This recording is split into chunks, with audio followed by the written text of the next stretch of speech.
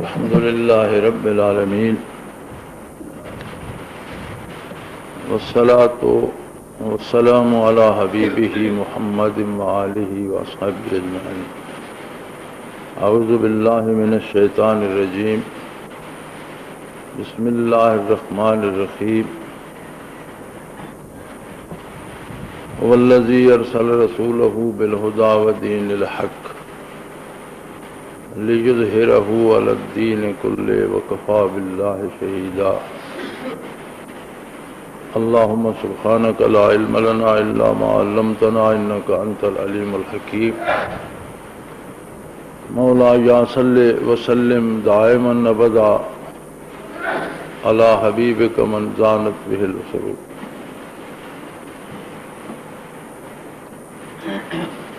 اللہ کی زمین پر اللہ کے بندوں کے درمیان جب بھی فساد برپا ہوا، عقیدے کا فساد، کردار کا فساد، ایک دوسرے کے حقوق پر ڈاکے پڑنے لگے اور برائی کو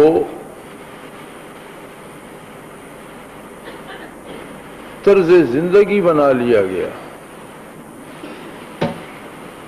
تو اللہ نے نبی مبعوث فرما دیے. ہر نبی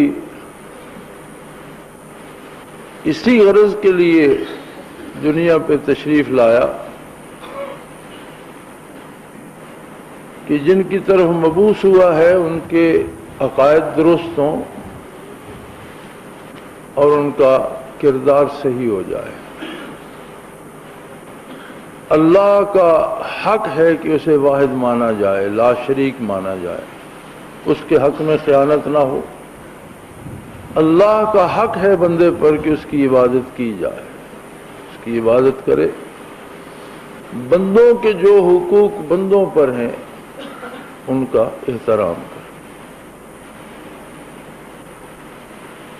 گاہے انبیاء کو ہی حکومت دی گئی، گاہے حکمرانوں کو انبیاء کے مطیع کر دیا گیا. مقصد اقتدار و سلطنت نہیں تھا، مقصد اللہ کے اور بندوں کے حقوق کا تحفظ تھا. پھر بعض اوقات ایسا بھی ہوا کہ کسی نبی کی 10 بندوں نے مانی، کسی کی 5 نے، کسی کی 1 نے بھی نہیں مانی اور ظلماً شہید کر دیے گئے.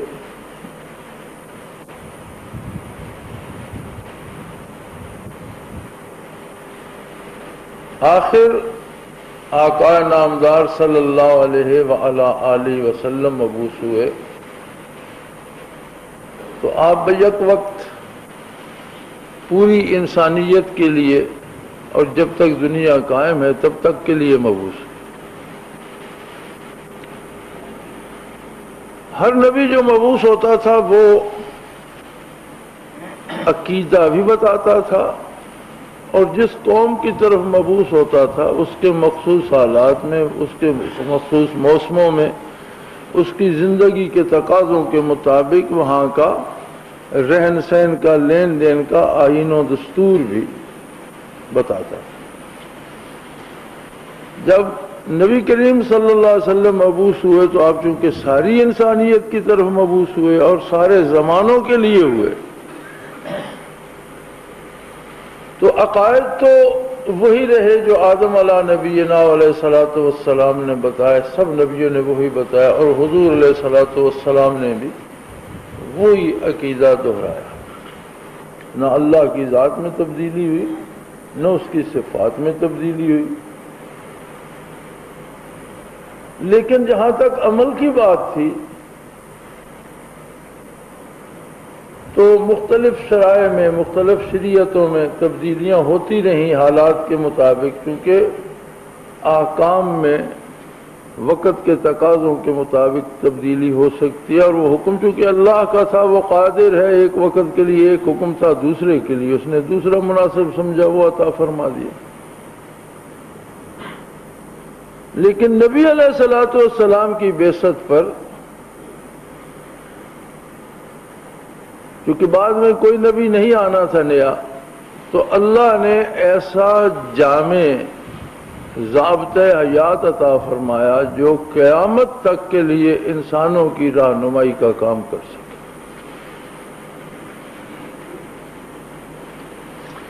اور اس ضابطۂ حیات کا ماخذ جو اللہ کی کتاب تھی، اس کی حفاظت بھی اس ذات باری تعالی نے اپنے ذمے لے لی۔ انا نحن نزلنا الذکر وانا لہ لحافظون، کہ ہم نے یہ کتاب بطور نصیحت نازل فرمائی ہے اور اس کی حفاظت بھی ہم ہی کریں گے۔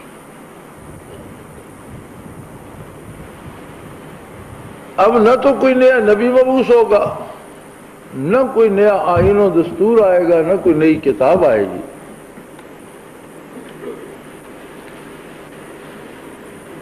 اگر نبی مبعوث نہیں ہوگا تو نبی علیہ الصلوۃ والسلام کے پیروکاروں کے ذمے آ گئی یہ ذمہ داری کہ وہ دنیا پر اس ضابطۂ حیات کو لاگو کریں، اور یہی کام صحابہ کرام نے کیا رضوان اللہ علیہم اجمعین۔ چونکہ نبی علیہ الصلوۃ والسلام کی دنیاوی حیات مبارکہ میں جزیرہ نما عرب پر اسلامی ریاست قائم ہو چکی تھی، اور اس کے باہر جو پیغام حضور علیہ الصلوۃ والسلام نے حکمرانوں کو بھیجے، یا تجارتی قافلوں کے ذریعے یا آنے والوں جانے والوں کے ذریعے خبر پہنچی، لیکن 23 سالہ عہد خلافت میں روئے زمین کا کوئی جھونپڑا اور کوئی محل ایسا نہ تھا جہاں اللہ کا پیغام پہنچ نہ گیا۔ بہت بڑی بڑی ظالم اور جابر سلطنتیں سرنگوں کر کے مسلمانوں نے اتنی بڑی ریاست بنائی جو انسانی تاریخ میں اپنی نظیر نہیں رکھتی۔ پوری انسانی تاریخ میں اتنی بڑی ریاست کہیں نظر نہیں آتی۔ اسپانیہ سے لے کر چائنا تک اور سائبیریا سے لے کر افریقہ تک ایک ریاست تھی، اور اس ریاست کا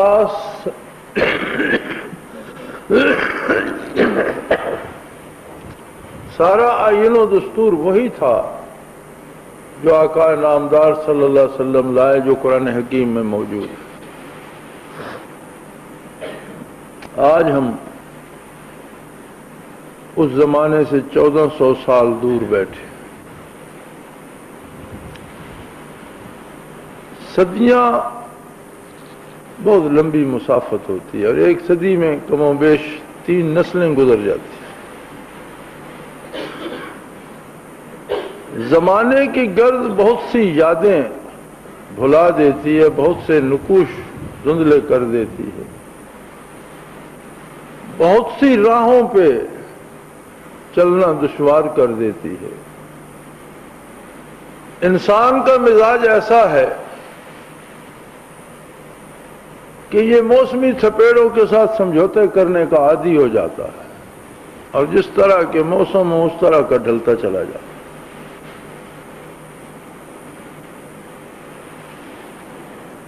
یہ ساری چیزیں اور ان کے اثرات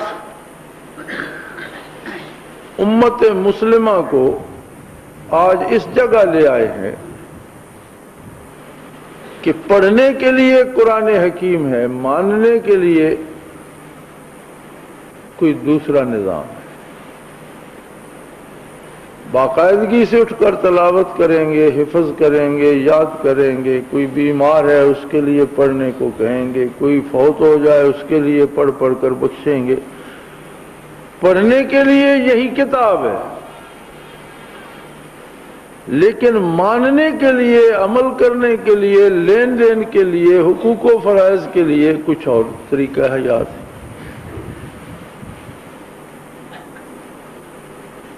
عبادات کے لیے، نماز روزے کے لیے اللہ موجود ہے، اللہ ہی کی کریں گے،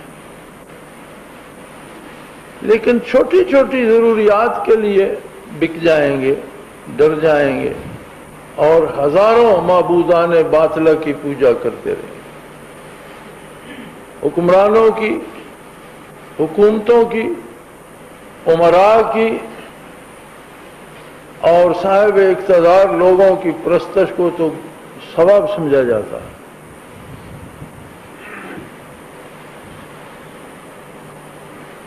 قرآن حکیم کا بنیادی مقصد ہی یہ ہے کہ ہر فرد کا حق کیا بنتا ہے وہ متعین ہو جائے، پھر ایسا انتظام کیا جائے کہ کوئی دوسرے کا حق چھین نہ سکے، ہر آدمی تک اس کا حق بلا روک ٹوک پہنچے، اور اگر کوئی چھینے تو وہاں نظام عدل ایسا ہو کہ پھر اسے عدل کیا جائے، چھیننے والے کو سزا ملے، جس کا حق ہے اس کو حق واپس ملے۔ اب اگر یہ ساری چیزیں ہم قرآن حکیم سے ہٹ کر بناتے ہیں، الگ ہو کر بناتے ہیں، تو قرآن کو کیا مانا؟ قرآن کو ماننے کا مطلب تو یہ ہے کہ قرآن کریم جو حکم دے وہ مانو۔ ہمارے ریٹائرڈ چیف جسٹس صاحب ہیں، بہت فاضل آدمی ہیں، ظاہر ہے جج رہے ہائی کورٹ کے، پھر سپریم کورٹ کے جج رہے، پھر سپریم کورٹ میں chief justice of Pakistan retire ہوئے، تو وہ فرما رہے تھے کہ جی سود حرام ہے، قرآن نے اسے حرام کہا ہے، یہ اللہ کا حکم ہے، اسے ماننا فرض ہے، اگر انکار کرے گا تو کافر ہو جائے گا، لیکن یعنی مجبوری یہ ہے کہ سود کے سوا گزارا نہیں ہوتا۔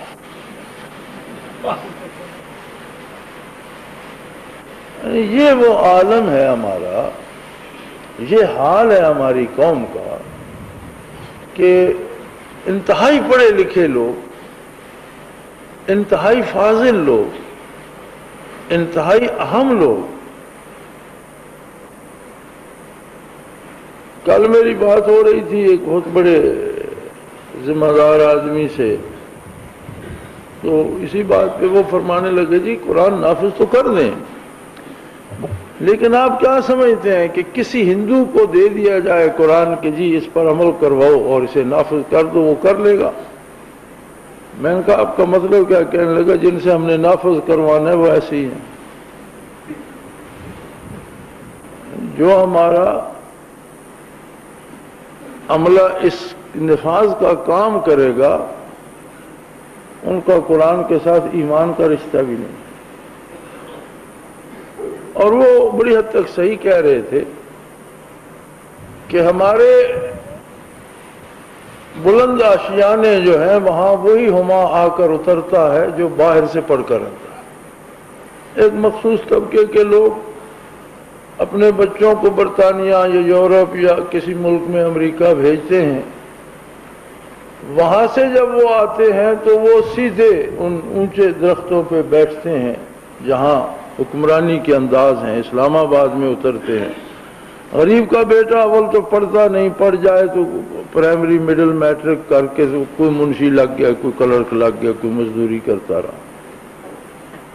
اب وہ جو باہر سے پڑھ کے آتے ہیں وہاں سے وہ اور کوئی بات سیکھے یا نہ سیکھے، انہیں یہ سکھا دیا جاتا ہے کہ ہم سب کچھ جانتے ہیں، تمہیں کچھ بھی نہیں آتا۔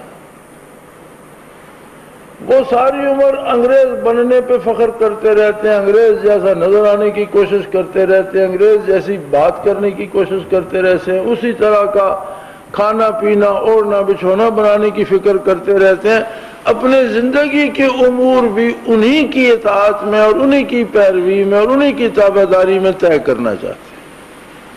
میری سمجھ میں یہ بات نہیں آتی کہ یہ کون سا ایمان ہے جب بندہ کہتا ہے میں اللہ کو مانتا ہوں، اللہ کے نبی کو مانتا ہوں، اللہ کی کتاب کو مانتا ہوں، لیکن میری مجبوری یہ ہے کہ میں اطاعت نہیں کر سکتا، عمل میں مغرب کے بنائے ہوئے نظام پر یا انگریز کے دیے نظام پر کروں گا۔ اسے کس درجے کا اسلام کہا جائے؟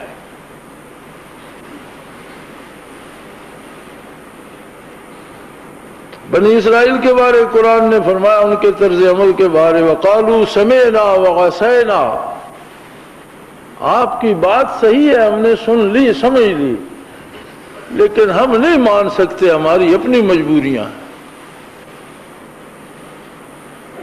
چلنا ہمیں کسی دوسری روش پر ہی ہوگا، آپ کی بات کی اطاعت نہیں کر سکتے۔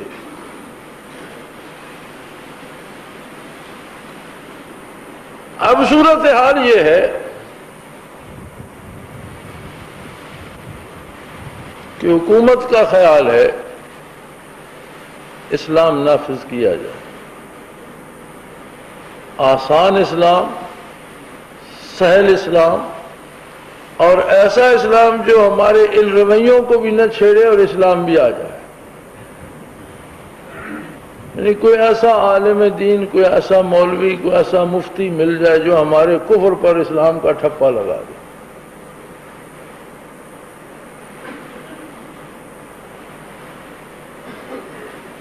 بات یہ ہے کہ اسلام ایک مکمل ضابطۂ حیات ہے اور اس کے جز جو ہیں وہ نافذ نہیں کیے جا سکتے۔ آپ اگر اسے اجزاء میں بانٹ لیں گے تو اسلام نہیں رہے گا۔ کلمہ طیبہ ہے، دو جز ہے اس کے، لا الہ الا اللہ محمد الرسول اللہ۔ ایک آدمی کہہ دے جی سارا تو مجھ سے نہیں ہوتا تو پہلا تو میں ضرور پڑھے رکھوں، تو نرے پہلے سے تو مسلمان نہیں ہوگا، یا نرا دوسرا پڑھوں گا، وہ پورا ہی پڑھے گا تو کام بنے گا۔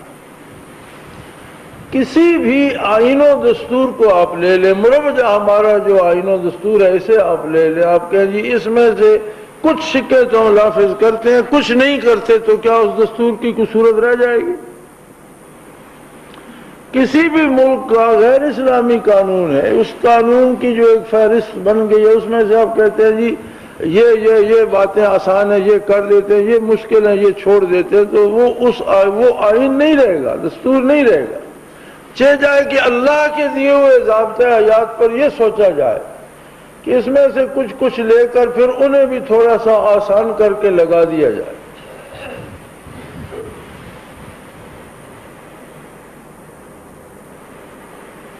میں ممبر پہ بیٹھا ہوں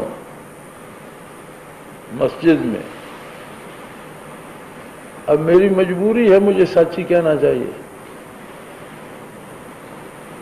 میں نے یہ سمجھا ہے، دیانتداری سے یہ سمجھا ہے کہ حکومت اسلام پر عمل نہیں کرنا چاہتی، حکومت لوگوں کی آنکھوں میں نمک ڈالنا چاہتی ہے کہ ہم نے اسلام نافذ کر دیا۔ جو میں سمجھا ہوں وہ یہ ہے کہ حکومت کا خیال ہے کہ کچھ ایسے دو چار طریقے، جس طرح جنرل ضیاء الحق نے کہا تھا جی صلاۃ کمیٹیاں بنا دو، نماز پڑھا کرو، زکوٰۃ کا بنا دو جی زکوٰۃ جمع کرو، وہ عشر زکوٰۃ کا بن گیا، وہ اب تک لوگ عیش کر رہے ہیں، بھانڈ اور کنجر کھا رہے ہیں، اور صلاۃ کمیٹیاں پتہ نہیں کہاں چلی گئیں، باقی معاملات اصل جو تھے وہ وہیں کے وہیں رہے، بلکہ جو زکوٰۃ کچھ غرباء کو مل جاتی تھی وہ بھی اس سے معروم ہو گئے، اب عمراء اور حکومت کے افسر کھا جاتے ہیں، یا ان کے منظور نظر لوگ کھا جاتے ہیں۔ تو میں نے تو مشورہ یہ دیا کل کہ جی اگر آپ کو اسلام پر عمل کرنا ہے اور آپ کہتے ہیں کہ عالمی طاقتیں، مغربی معاشرہ، غیر اسلامی حکومتیں رزسٹ کریں گی اور مخالفت کریں گی، تو آپ اگر 2 پیسے اسلام لائیں گے تو بھی وہ رزسٹ کریں گے، اور سارا لائیں گے تو بھی رزسٹ کریں گے۔ تو آپ اگر 2 پیسے کر کے 50 دفعہ ان کی ریزسٹنس لینا چاہتے ہیں تو آپ سارا کر کے ایک ہی دفعہ مخالفت لے لیں، یا آپ تھوڑا بھی کریں گے تو مخالفت آئے گی، سارا بھی کریں گی تو آئے گی، اور ظاہر ہے کفر کو مخالفت کرنی چاہیے۔ ایسا کون سا اسلام ہے جس کے ساتھ کفر سمجھوتا کر لے؟ کفر اور اسلام ایک دوسرے کی ضد ہے، ایک ہوگا دوسرا نہیں ہوگا۔ جہاں کفر ہے وہاں اسلام نہیں ہوگا، جہاں اسلام آئے گا وہاں سے کفر کو جانا ہوگا۔ تو کفر سے یہ امید رکھی جائے کہ کوئی ایسا نرم سا اسلام ہو جس پر کفر بھی راضی رہے، تو وہ اسلام نہیں ہوگا، اسلام کے نام پر کوئی اور چیز ہوگی۔ تو بہرحال اگر حکومت کو خیال آیا بھی تو رضائے الہی کا نہ آیا، اپنی کرسی بچانے کا، اپنے اقتدار کے تحفظ کا۔ تو صاحب اپنے آخری دنوں میں مولانا مودودی سے ملنے گئے تو مولانا بھی کھرے آدمی تھے، اللہ ان کے درجات بلند کرے۔ انہوں نے کہا جی میں نے آپ جو مذہبی لوگ ہیں اور جو دینی جماعتیں ہیں، آپ لوگوں کی خوشنودی حاصل کرنے کے لیے مرزائیوں کو کافر قرار دے دیا، اور آپ پھر بھی میری مخالفت کرتے ہیں۔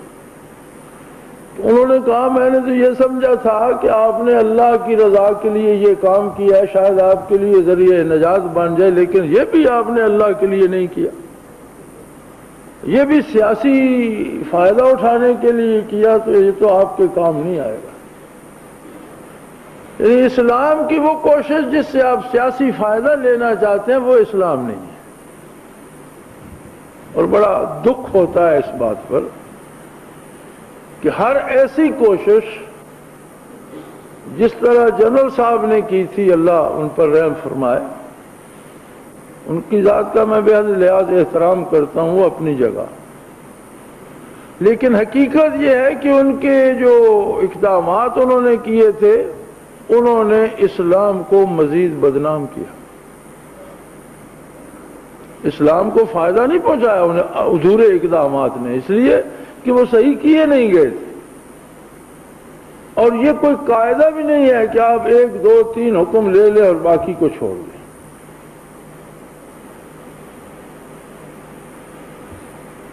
تو کیا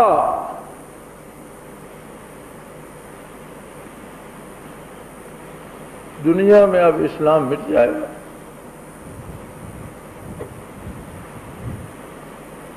صرف ایک ملک نہیں، جتنے ممالک ہیں مسلمانوں کے پاس، جن کی تعداد 55-56 کے قریب بتائی جاتی ہے، کسی ایک قریے ایک گاؤں کو آپ مثال کے طور پر پیش نہیں کر سکتے کہ اس پر اسلام نافذ ہے۔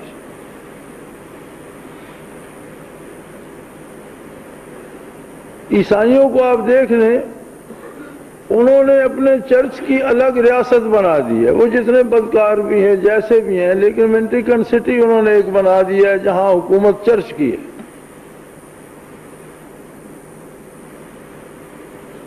یہودیوں کو آپ دیکھ لیں، وہ اپنی مذہبی ریاست بنانے پہ انہیں بہت اصرار ہے۔ ہندوؤں کو دیکھ لیں، انہوں نے اردو زبان کو چھوڑ کر اپنی اس میں ہندی داخل کر دی، اس کی سمجھ ہی نہیں آتی، کسی کے پلے ہی نہیں پڑتی۔ اور اب ہندوستان ٹی وی کا ایک چینل مخصوص کر دیا گیا، رشی چینل، اس پہ ان کے جو رشی ہوتے ہیں وہ اپنے اس مذہبی جو ان کا ہوتا ہے پریچر، اسے رشی کہتے ہیں، تو وہ 24 گھنٹے اس پہ واز کرتے رہتے ہیں، بندروں کی پوجا کا، پتھروں کی پوجا کا، جانوروں کی پوجا کا درس دیتے رہتے ہیں۔ کیسی عجیب بات ہے کہ اس زمانے میں بھی بت پرستی کا درس دیا جا رہا ہے، سائنس کے اس دور میں، اس پہ مغرب کو بھی اعتراض نہیں، اور انہوں نے پورا ایک چینل مختص کر دیا، اس کا نام ہی انہوں نے رشی چینل رکھ دیا ہے، وہ سارے اس پہ ڈش پہ جاتا ہے، دنیا کے 64-65 ممالک میں جاتا ہے۔ یہاں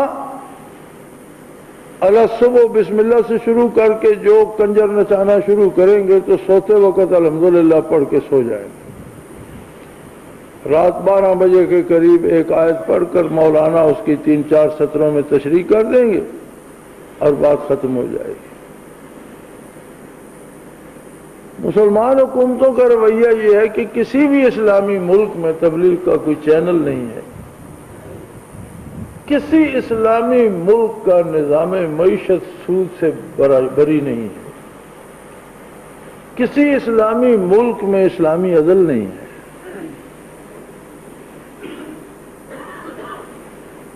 تو پھر اس کا مطلب ہے کہ اسلام کو چھٹی ہو گئی، جسے جس طرز حیات کو، جس تہذیب کو، جس قانون آئین و دستور کو اس کے اپنے بھی ماننے پہ تیار نہ ہوں تو باقی کیسے رہ سکتا؟ اس کا مطلب تو یہ ہے کہ خدا نخواستہ اسلام تو ختم ہو گیا، چھٹی ہو گئی، یہ قصہ تو اب ختم ہوا، لیکن ایسا ہوگا نہیں۔ اس لیے نہیں ہوگا کہ اسلام کو باقی رکھنے کا ذمہ رب العالمین کا ہے۔ یہ جو اس نے قرآن کی حفاظت کا ذمہ لیا ہے نا، اس میں بہت سے ذمے آ گئے ہیں۔ قرآن کی حفاظت جب ہی ہوگی جب زمین پر موجود ہو، ورنہ علم الہی میں تو ازل سے تھا، اور عرش عظیم پر تو جب سے نازل ہوا ہے۔ اگر بیت العزا میں ہے تو جب سے اللہ نے نازل کیا ہے، لوح محفوظ میں ہے سو ہے، وہاں تو اسے خطرہ بھی کوئی نہیں تھا۔ حفاظت کی ضرورت تو اسی زمین پر تھی، اور حفاظت کی صورت یہی ہوگی کہ اس کو ماننے والے، اس کو پڑھنے والے اور اس پر عمل کرنے والے موجود رہیں گے۔ کوئی ماننے والا نہ رہے، یا کوئی تلاوت کرنے والا نہ رہے، یا اس پر عمل کرنے والا کوئی نہ رہے، تو پھر حفاظت کس بات کی ہوئی؟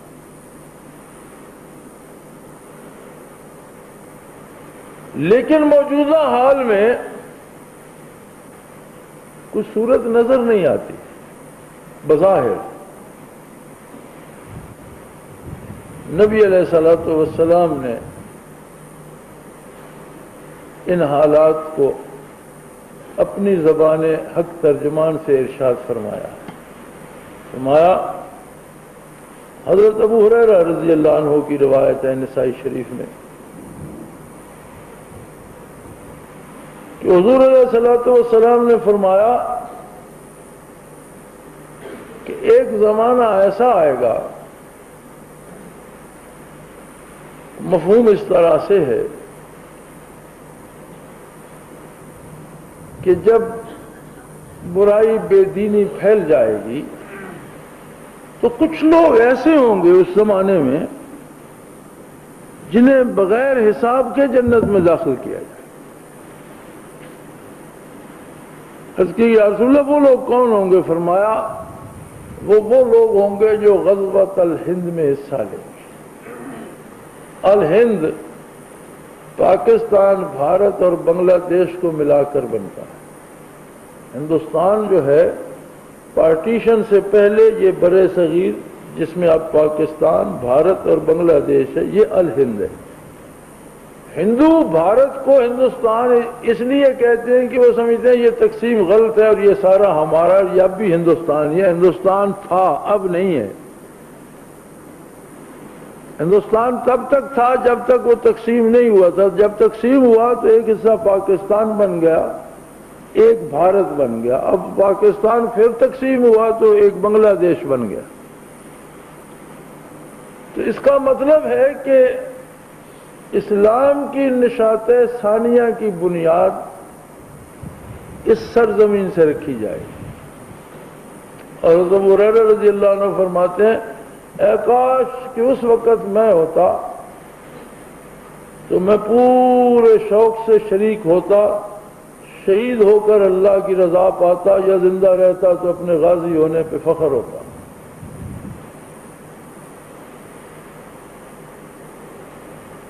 اور پھر ایک اور حدیث میں نبی علیہ الصلوۃ والسلام نے عالمی غلبے کی بات ارشاد فرمائی، اور اس کی بنیاد بھی حضور نے، اس کی بنیاد کا اشارہ بھی اسی زمین کی طرف فرمایا ہے کہ یہاں سے اٹھے گا اور پھر روئے زمین پر اسلام بحیثیت قانون کے، بحیثیت آئین و دستور کے روح زمین پر پھر غالب ہو.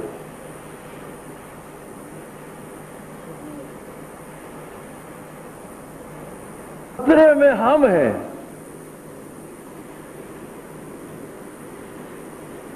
اس لیے کہ وہ تو قادر ہے. عسیٰ ان یأتی اللہ بقوم یحبہم ویحبونہ، تو قادر ہے کوئی ایسے لوگ پیدا کر دے گا جو اس کی محبت میں دیوانے ہوں گے.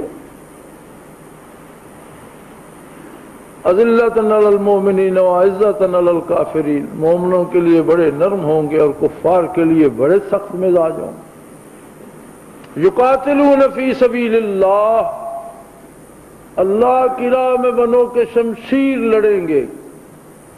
یہاں یجاہدون نہیں فرمایا کہ جہاد تو تبلیغ بھی جہاد میں ہے، نصیحت کرنا بھی جہاد میں ہے، لیکن یہاں یقاتلون فرمایا. جو جہاد تلوار سے ہوتا ہے، یقاتلون فی سبیل اللہ کی راہ میں قتال کریں گے. لا یخافون لومۃ لائم، کسی پراپاگنڈا کرنے والے کا پراپاگنڈا ان کا کچھ نہیں بگاڑ سکے.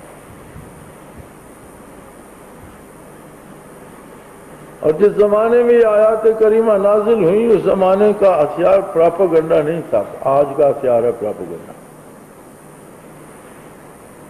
لیکن قرآن نے آج کے حالات کا جواب بھی ارشاد فرمایا. تو اسلام خطرے میں نہیں ہے، خطرے میں ہم لوگ ہیں جو عمریں گزارے جا رہے ہیں اور ایک دن روزانہ کم ہو جاتا ہے، اور ہم اس امید پہ بیٹھے ہیں کہ کوئی کر دے گا. کیسی عجیب بات ہے. اپنے نانے جوی کے لیے ہم کسی پر اعتبار نہیں کرتے کہ آج یہ ہم کام نہیں کرتے، کوئی کر دے گا. کوئی کیوں کر دے گا؟ ہم خود کرتے ہیں. بچے پالنے کے لیے ہم انتظار نہیں کرتے کہ کوئی کر دے گا. گھر بنانے کے لیے ہم یہ نہیں کہتے کوئی بنا دے گا. اپنی دال روٹی کے لیے ہم یہ نہیں کہتے کوئی کر. دین کی بات آتی ہے تو کوئی کر دے گا. کوئی کر دے گا تو اس کا ہمیں کیا حاصل ہوگا؟ ہمارے لیے کوئی کیوں کرے گا؟ ہم کیوں نہ کریں گے؟ جب تک ہم یہ کہتے رہیں گے کوئی کر دے گا، ہم اسلام کی لذت سے محروم رہیں گے.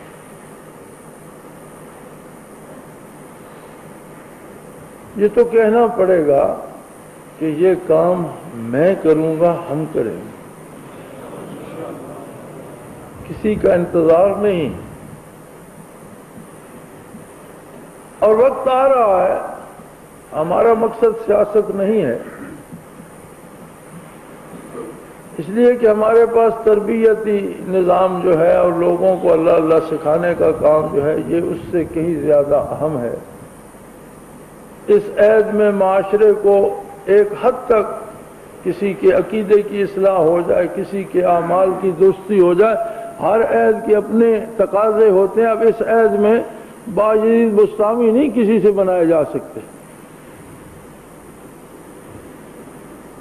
لیکن الحمدللہ جنہیں ذکر الہی کی مجالس نصیب ہوتی ہیں وہ اپنے زمانے کے لوگوں سے الگ ہو جاتے ہیں، نیک ہو جاتے ہیں، بھلے ہو جاتے ہیں، عقائد کی اصلاح ہو جاتی ہے. اور یہ بہت اہم کام ہے جو ہم کر رہے ہیں. اس لیے ہم یہ سمجھتے ہیں کہ حکومت و سیاست جو کر رہے ہیں وہی کرتے رہیں، لیکن کریں اللہ و اللہ کے رسول کے حکم کے مطابق. اور اگر ایسا نہیں ہوگا تو پھر اس میں کوئی شک نہیں کہ یہ سب جہاد کے ذریعے ہو. اس میں کوئی شبے والی بات نہیں. یہ درخواستوں سے نہیں ہوگا، عرض کرنے سے نہیں ہوگا. اس لیے کہ اسلام کسی بنی ہوئی دیوار میں چنا نہیں جا سکتا، کسی رنگ میں ملایا نہیں جا سکتا. ایک ڈھیر ہے اس پر ہرا رنگ پھیر دیں اسلام ہو جائے گا، ایسا نہیں ہو سکتا. اسلام سارے کفر کو مٹا کر اس کی جگہ اپنے قدم جماتا ہے. اب یہ کہا جائے کہ جو موجودہ نظام ہے اس میں پیوند کاری کی جائے اور ٹانکے لگائے جائے اسلام ہو جائے گا، تو یہ اسلام کے ساتھ مذاق. یہ جو کچھ ہے یہ باطل ہے. اس سارے کو ختم کر کے اس کی جگہ ایک ایک جز جو احکام کی ہے وہ شریعت پیغمبر صلی اللہ علیہ وسلم سے آئے گی، تب اسلام ہوگا۔ اور اتنا حوصلہ حکمرانوں میں نہیں ہے۔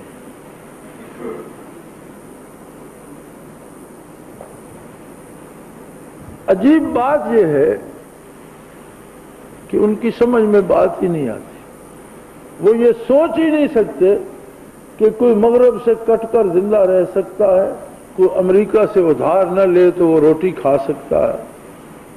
وہ یہ سوچ ہی نہیں سکتے کہ رزق کا کوئی اور بھی ذمہ دار ہے یا کسی اور ذریعے سے بھی آ سکتا ہے۔ ابھی کل بھی بڑی بحث ہوتی رہی، میں نے سمجھانے کی کوشش کی کہ صرف عشر اور زکوٰۃ جو ہے ملک کی اگر باقاعدہ جمع کی جائے تو جتنا ریونیو آپ جمع کرنا چاہتے ہیں اس سے زیادہ ہو جاتا ہے۔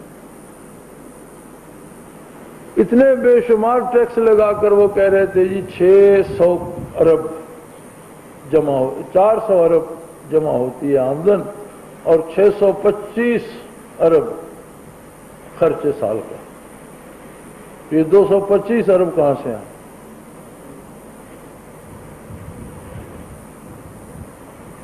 لیکن اگر زکوٰۃ اور عشر اور صدقات کو ہی شمار کیا جائے تو مجھے اگلے دن 2-4 مہینے پہلے کی بات ہے، عمران خان بتا رہے تھے کہ میرے ہسپتال کا ماہانہ خرچ جو ہے یہ 2 کروڑ روپے ہے۔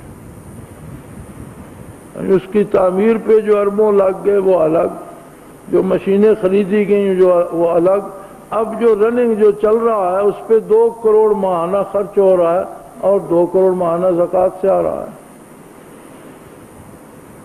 اگر ایک انسٹیٹیوشن کو لوگ سال میں 24 کروڑ دے دیتے ہیں کہ یہ خرچ کر رہا ہے غریبوں کی بہتری پر، تو اگر باقاعدہ بیت المال ہو اور اس کے مصارف صحیح ہوں اور اسے صحیح جگہ پہ خرچ کیا جائے، بلکہ مقروض کا قرضہ اتارنا تو زکوٰۃ کا سب سے اعلیٰ مصرف ہے، اور آپ کے 14 کروڑ مسلمان مقروض ہیں، تو یہ اربوں روپے جمع کر کے کیوں نہیں قرضہ اتارتے، کیوں ضائع کرتے؟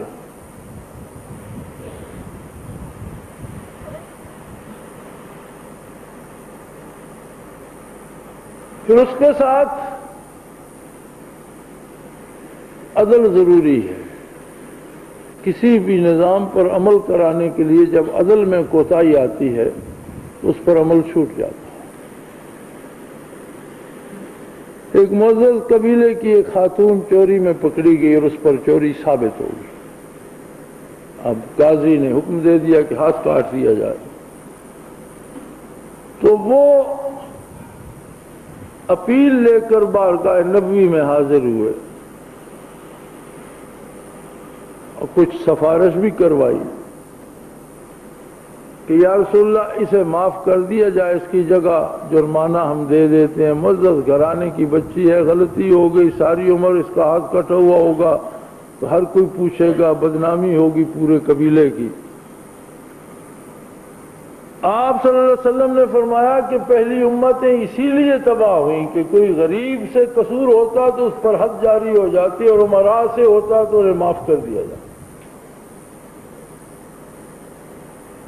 اور آپ نے فرمایا اگر فاطمہ محمد کی بیٹی صلی اللہ علیہ وسلم پر بھی جرم ثابت ہو جاتا تو میں ان کی سفارش بھی نہ کروں۔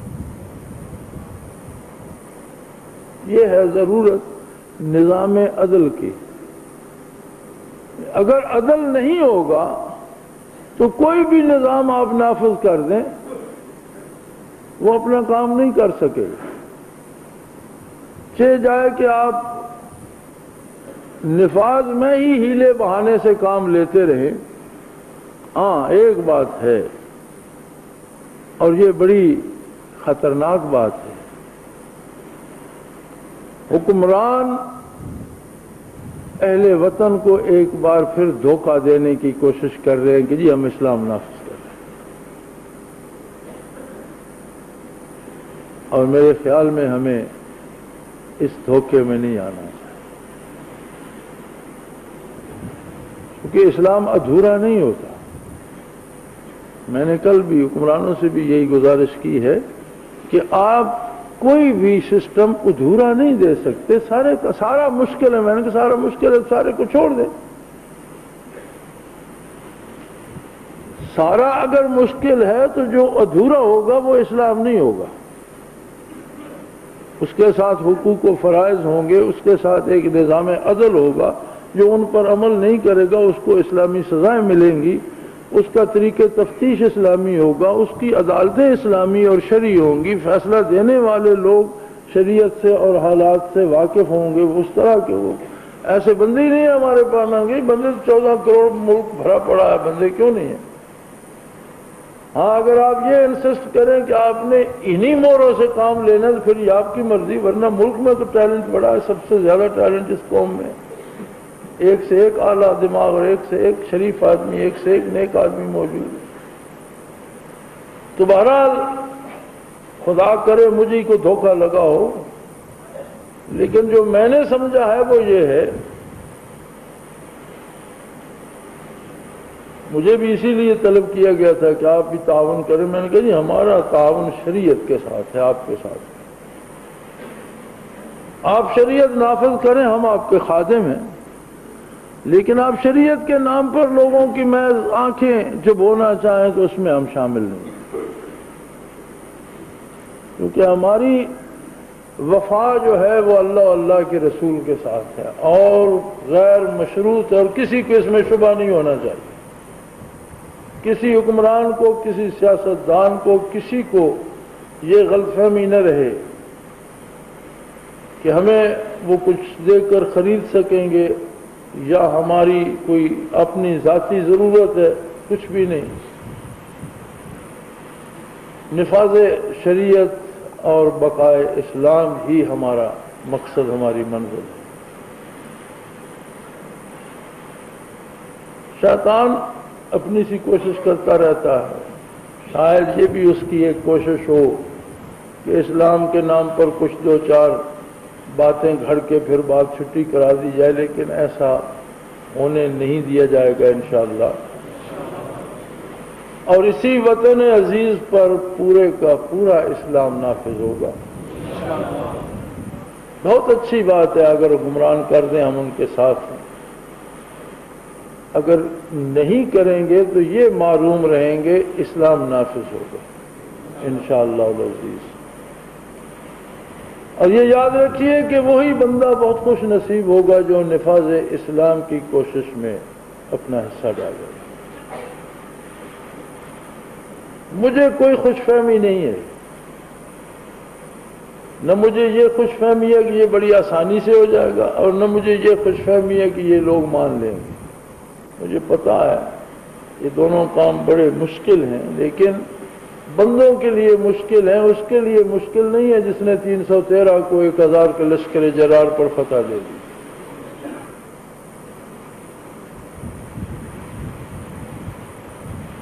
تو آج پھر وہی صورتحال بنتی جا رہی ہے، اور سب سے اس میں عجیب کردار ہمارے بعض دینی رہنماؤں کا ہے۔ ان کے انداز جو ہے ان سے بھی یہی پتہ چلتا ہے کہ وہ بھی یہ چاہتے ہیں کچھ 2-3 شکیں کر کے اور گزارا کر لیا جائے، اور کچھ اس میں ہماری اہمیت بھی ہو جائے اور بس بات ختم ہو جائے۔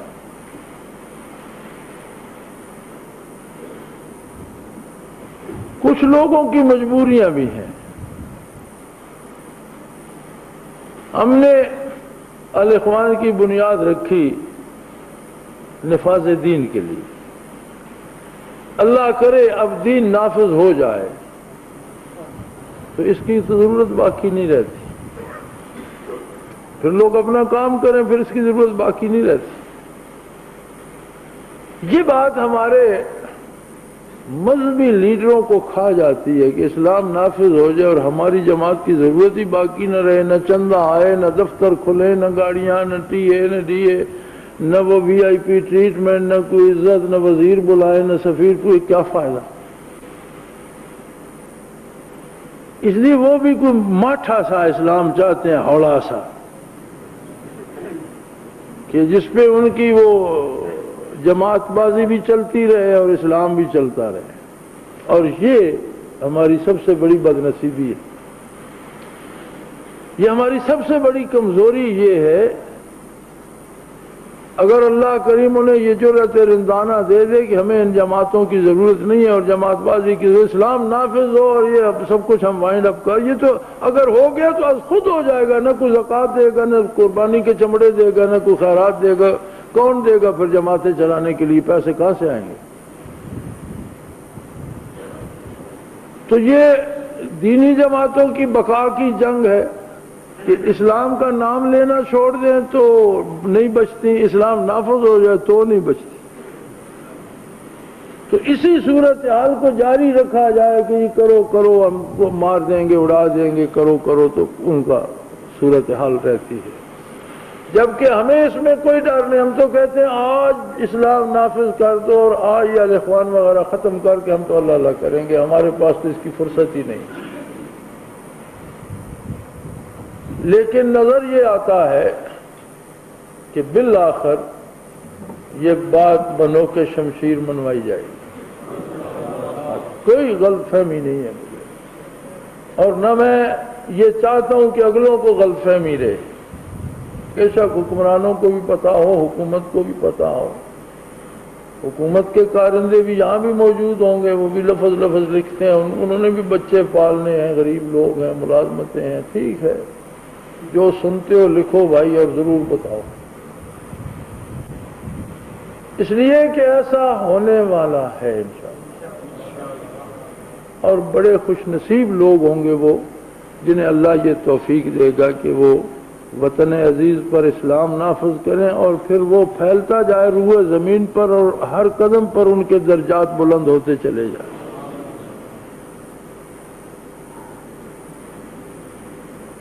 یہ بھی یاد رکھیے امام شافعی رحمۃ اللہ تعالی علیہ نے شکایت کی اپنے شیخ سے، استاد سے جن سے پڑھتے تھے، کہ مجھے سبق یاد نہیں رہتا. پھر امام شافعی کے دو شعر ہیں، فرماتے ہیں شکوت الی وقی سوء حفظی. حضرت وقی رحمۃ اللہ علیہ ان کے استاد تھے. فرمایا میں نے اپنے استاد شیخ وقی سے اپنے حافظے کی خرابی کی شکایت کی. وَأَوْصَانِي إِلَىٰ تَرْكِ الْمَعَاصِي، تو انہوں نے مجھے فرمایا کہ گناہ کرنا چھوڑ دے. میں نے شکایت یہ کی کہ سبق یاد نہیں رہتا، حافظہ صحیح نہیں ہے، تو انہوں نے فرمایا کہ گناہ کم کیا کرو، چھوڑ دو گناہ کرنا. لِأَنَّ الْعِلْمَ نُورٌ مِّنْ إِلَٰهٍ وَنُورُ اللَّهِ لَا يُعْطَىٰ لِعَاصٍ، کہ دین کا علم اللہ کا نور ہے اور گناہگاروں کو نور نصیب نہیں ہوتا. یہ نفاذ دین جو ہے، یہ دین ہی اللہ کا نور ہے، اور اللہ کا نور بانٹنے والی قندیلیں اگر خود غلاظت سے بھری ہوں تو انہیں اس کام پہ نہیں لگایا جاتا. اس لیے اس غلط فہمی میں نہ رہیے کہ ہمیں جہاد کرنا ہے جو جی چاہے کرتے رہو. چونکہ میں مجاہد تنظیموں کے حالات سے واقف ہوں. انہوں نے جہاد کے نام پر اپنے آپ پر سب کچھ حلال کر رکھا ہے. جی میں آیا نماز پڑھی نہیں تو ہم مجاہد ہیں، جی ہمیں کیا ضرورت ہے. کبھی 2 رکعتیں پڑھی جوتوں سمیت، مسجد میں دندنا رہے ہیں جوتے پہنے بھی، یہ کہ ہم جی مجاہد ہیں. مجاہد کے لیے انسانیت باقی نہیں رہتی. صحابہ کبار مجاہد نہیں تھے، نبی اکرم صلی اللہ علیہ وسلم کی قیادت میں لڑنے والے مجاہد نہیں تھے، آج تک 14 صدیوں میں جو لڑتے رہے مجاہد نہیں تھے. تو یہ غلط تصور ہے، ہم بڑا کام کر رہے ہیں، ان چھوٹے چھوٹے کاموں کی ضرورت نہیں. انہی لوگوں کو توفیق ارزاں ہوگی جو مخلص ہوں گے اللہ اللہ کے رسول کی اطاعت میں اور مقدور بھر کوشش بھی کرتے ہوں. گناہ کا ہو جانا، خطا کا ہو جانا الگ بات ہے، اس کو رویہ بنا لینا الگ بات ہے. تو میرے بھائی پوری محنت کیجئے ذکر اذکار میں، دل روشن ہو، اور دل کی روشنی ہدایت کی طرف رہنمائی کرتی ہے اور آدمی کو گناہ سے بچاتی ہے. خود کو خطاؤں سے بچانے کی کوشش کرو کہ اللہ کریم ہمیں نفاذ اسلام کے لیے قبول فرما لے۔ تو دونوں باتوں کا خیال رہے، نفاذ اسلام بھی کبھی آنکھوں سے اوجھل نہ ہونے پائے، اللہ کی اطاعت میں سستی نہ آنے پائے۔ اللہ کریم آپ کا حامی و ناصر، و آخر دعوانا ان الحمدللہ رب العالمین۔